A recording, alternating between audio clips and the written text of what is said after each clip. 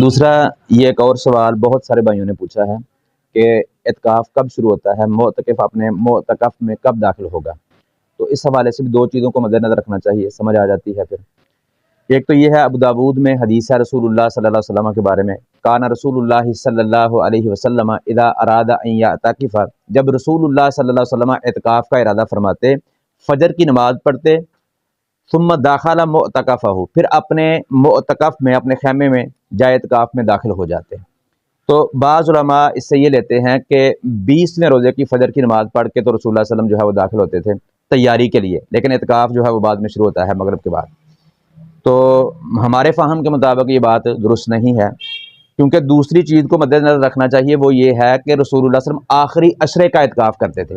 آخری عشرہ کب شروع ہوتا ہے؟ آخری عشرہ 20واں روزہ ختم ہونے کے بعد۔